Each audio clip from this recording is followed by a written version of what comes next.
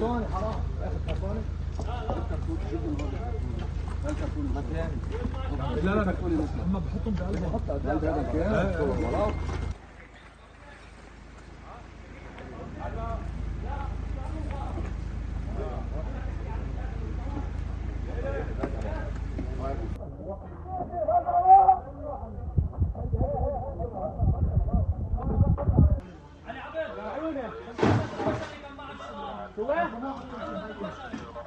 محمد لا لا غيب البيت غيب البيت هو نضال كان عنده اجا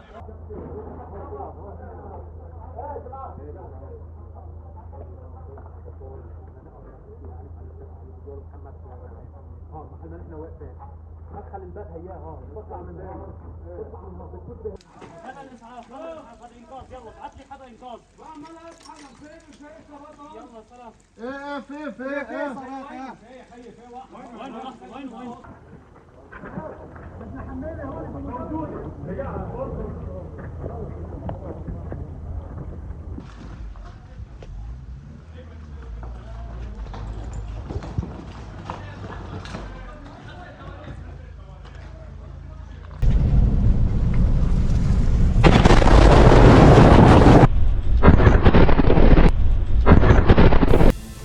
Tim medis dari Islamic Health Authority menjadi target serangan udara Zionis Israel di Lebanon Selatan.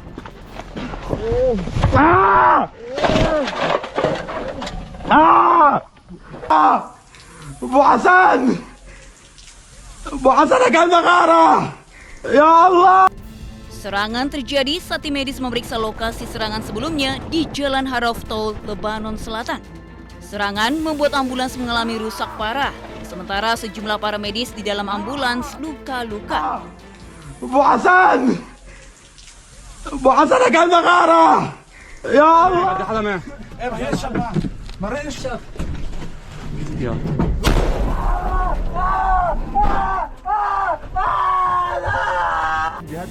Serangan keji Zionis terhadap petugas medis sebelumnya juga terjadi di kota Maifadon, Nabatie, Lebanon Selatan pada bulan lalu.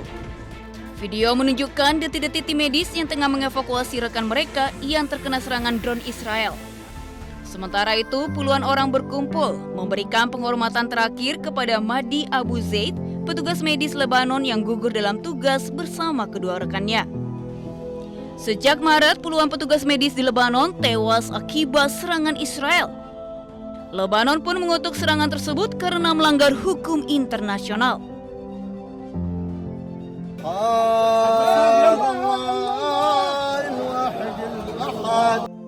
Tidak hanya menyerang petugas medis, serangan sporadis pasukan Zionis juga targetkan jurnalis di Lebanon.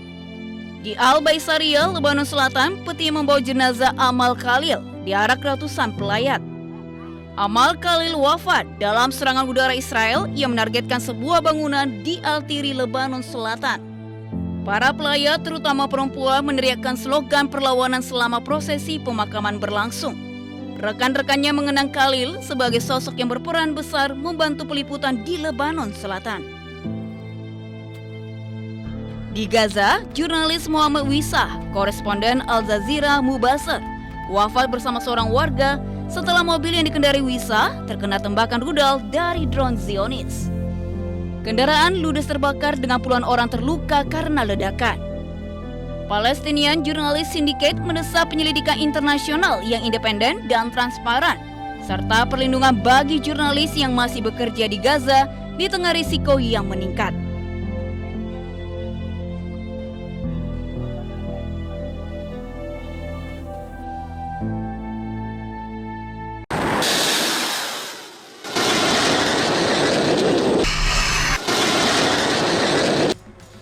Amerika Serikat terus memperketat blokadenya di Selat Hormuz.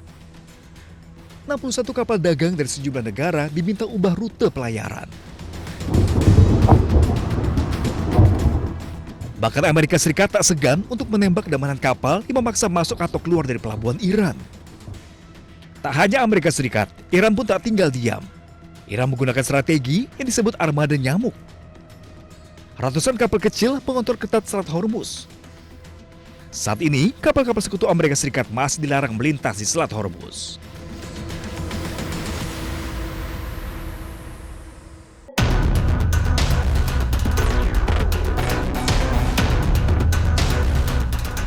Mantan konsultan teknologi Kemendikbudristek Ibrahim Arif terseret pusaran korupsi pengadaan laptop berbasis Chromebook.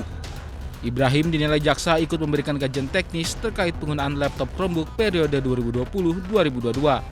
Atas tuduhan itu, Ibrahim dituntut 15 tahun penjara dan uang pengganti 16,9 miliar rupiah serta subsidi 7,5 tahun penjara. Namun Ibrahim Arif membantah tuduhan jaksa dan menduga adanya upaya kriminalisasi. Dugaan kriminalisasi muncul lantaran Ibrahim merasa tak pernah terlibat langsung dalam pengkajian pengadaan Chromebook, melainkan hanya sebatas pemberi masukan tanpa wewenang pengambil kebijakan. Yang kita berhasil luruskan adalah adanya misrepresentasi yang sistematis, seakan-akan Chrome itu adalah arahan saya. Padahal sudah nyerahin semua ke kementerian, dan yang saya kasih adalah masukan plus minus dua-duanya, wanti-wanti juga secara teknis kalau mau Chrome harus ada pengujian teknis dulu. Ini nggak pernah dilakukan oleh kementerian. Puncaknya, ini saya baru tahu sekarang ya, ternyata nama saya dimasukin ke SK.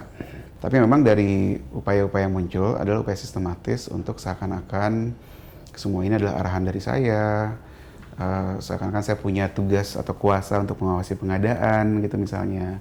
Padahal kayak misalnya honor SK itu saya nggak pernah terima sama sekali. Tugas-tugasnya saya nggak pernah ada berita acara serah terima, saya ngerjain tugas ini nggak pernah ada. Itu yang saya bilang bahwa ini adalah kriminalisasi.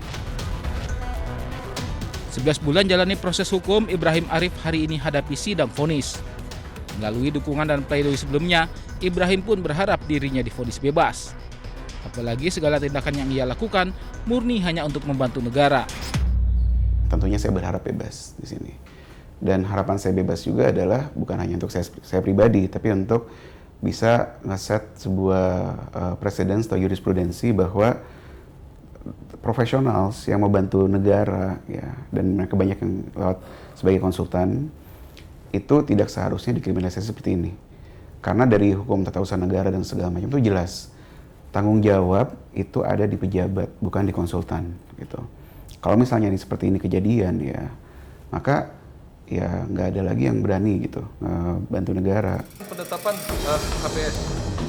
Selain Ibrahim Arif, Kejaksaan Agung juga menetapkan 4 tersangka lain dalam kasus dugaan korupsi laptop Chromebook, termasuk mantan Mendikbudristek Nadiem Makarim. Proyek pengadaan Chromebook diduga tidak sesuai kebutuhan sekolah dan menyebabkan kerugian negara mencapai 2,18 triliun rupiah. Dari Jakarta, Tim Liputan iNews melaporkan.